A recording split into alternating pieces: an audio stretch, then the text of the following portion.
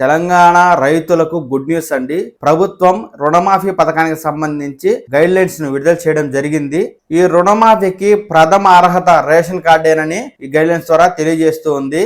2018 December 12వ తేదీ నుండి 2023 December 13వ తేదీ వరకు రైతులు తీసుకున్న అన్ని రకాల పంట రుణాలపై ఈ రుణమాఫీ పథకం వర్తిస్తుందని, రేషన్ కార్డు కలిగిన ప్రతి కుటుంబానికి 2 లక్షల రూపాయల వరకు రుణమాఫీ చేస్తామంటూ వ్యవసాయ శాఖ అయితే గైడ్ లైన్స్ ద్వారా తెలియజేస్తూ ఉంది. ఈ రుణమాఫీ డబ్బును నేరుగా రైతుల ఖాతాలోనే జమ చేస్తామంటూ కూడా ప్రభుత్వం అయితే ఈ గైడ్ లైన్స్ ద్వారా తెలియజేస్తూ ఉంది. పంటల రుణమాఫీ పథకానికి సంబంధించి కొత్తగా వెబ్ పోర్టల్ తీసుకొచ్చి ఈ రుణమాఫీ పథకానికి సంబంధించిన పూర్తి వివరాలను అందులో ఉంచుతామంటూ తెలియజేస్తూ ఉంది. రేషన్ కార్డు కలిగి 2 లక్షల రూపాయల వరకు రుణాలు తీసుకున్నటువంటి రైతులకు మొదటగా మహిళలు ఎవరైతే ఉంటారో అలాంటి వారికి రుణమాఫీ చేస్తోంది. ఆ తర్వాత క్రమ సంఖ్యలో ఇతరులకు అయితే రుణమాఫీ చేస్తామని, జూలై చివరి వారంలో ఈ రుణమాఫీ మొదలుపెట్టి ఆగస్టు 15వ తేదీ లోపు రుణమాఫీని ఫినిష్ చేస్తామంటూ తెలంగాణ ప్రభుత్వం అయితే ఈ విధంగా గైడెన్స్ ద్వారా పేర్కొనడం జరిగిందండి. కనుక తెలంగాణ రాష్ట్రానికి చెందిన వారై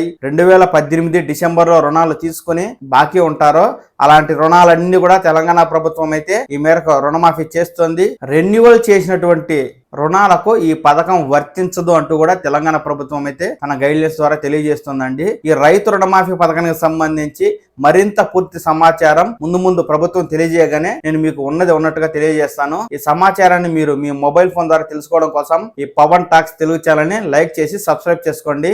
నమస్కారం.